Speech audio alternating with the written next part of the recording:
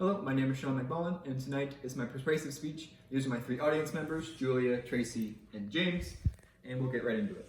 Did you know that less than 4% of the world's oceans are untouched? The rest are suffering from overfishing, pollution, and overheating caused by us. We don't know how much time we have before we see irreversible changes due to our oceans. While I was in Hawaii, we did a lot of snorkeling and whale tours. Well, I learned from the locals that how their lives are changing due to the decreased health of the oceans that they work on, and I thought it would be a great speech topic for the speech. After the speech, I hope you understand the severity of the immediate action that is needed to help save our oceans. I'll first share with you the unfortunate events that are increasingly getting worse due to pollution and the other things we do to harm our oceans. Then I'll talk to you about what Oceana is and their mission to right these wrongs. Then I'll give you visualizations on if we continue down the path we're on or if we do change our ways. We must change our ways and put an end to the things that we do that causes our suffering to the oceans and work on repairing and preserving them. If we continue this destructive behavior, the world as we know it will die along with us. Our world needs its oceans, and right now we are destroying them at a very grim rate.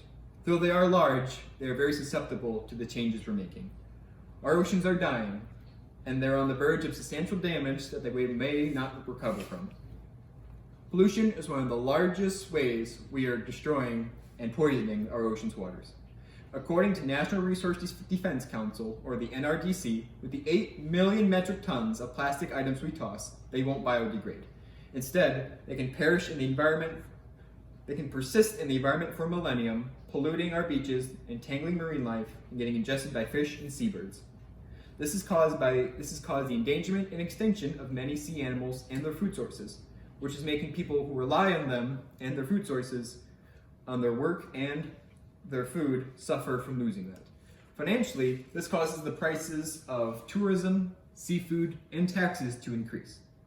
This isn't some little problem that only affects the people I just mentioned. This will affect the entire world, according to Lisa Song, writer of the Republica of Inside Climate News. In her article, Warming, Overfishing, Plastic Pollution Destroying Ocean Life, Scientists, illustrates the fact that we are creating the next great extinction. Climate scientists continue to report the atmospheric levels of CO2 are rising at an accelerated rate, spelling trouble for the oceans. Seas absorb the heat-trapping gas, which make them more acidic. With these changes, we have seen the ocean's temperatures increase 30% according to Song. Much more, and we'd see the oceans fishless by 2050 and our way of life on this planet drastically change soon afterwards, according to the writers and scientists of National Geographic. Keeping this pace of abusing our oceans will result in these misfortunes and much more, so we must act now. This will affect all ways of life, including food shortages, job loss, destruction of coastal properties, and even climate changes, including giant increase in temperatures in the globe and ocean acidity. The organization I have chosen to speak about is Oceana. They are the only and the largest international ocean protection group in the world. They were created in 1999 to battle the rise and the severity of ocean pollution and climate change. Oceana was created to fill the gap in the world of not having an international ocean conservation organization. With the rise of pollution and overfishing, they were needed more than ever. Oceana was formed again in 1999 when an alarming realization occurred that there was no organization working exclusively to protect the oceans on a global scale. It focuses solely on the protection of and the preservation of the oceans and became the largest organization for them in 2002 when the Ocean Law Project and the American Oceans Campaigns merged with the Oceana to combat the rise of ocean change. So far, they have won 225 major political and environmental victories, and they have protected more than 4.5 million square miles of ocean around the globe. This amazing organization works by collecting and turning field research that they've collected into political documents to bring up to countries' capitals or states' capitals and show them the changes that need to be made. They recently did this to test the types of plastics found around the coast of New York City, and they found the majority of the waste was styrofoam. In their efforts, they have made, starting 2022, New York has agreed to ban styrofoam from their work and from their institutions to reduce waste in the oceans. If you're wanting to donate, it may be hard to see your money be put to good use since this organization is so large. but the website explains very clearly about what the money will be used for and what they're currently working on.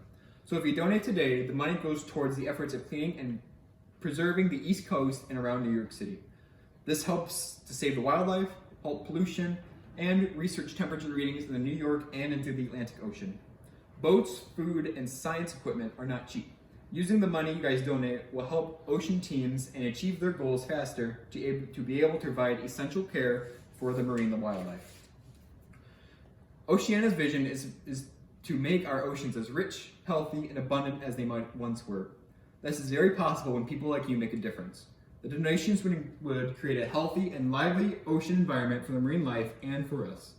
The air would become more breathable, the world would stop increasing in temperature, and the weather would return to normal at places where it changed.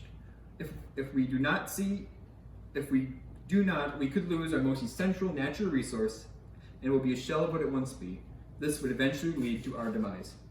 First, I discussed with you the severity of the oceans and what we're dealing with, like pollution, overfishing, and increased temperatures. Then I discussed to you about what Oceana is and how they decide to right these wrongs, and how they preserve the natural resources it holds. Finally, I showed you the positives and if we changed our ways, and mentioned a few negatives and if we stick to our path.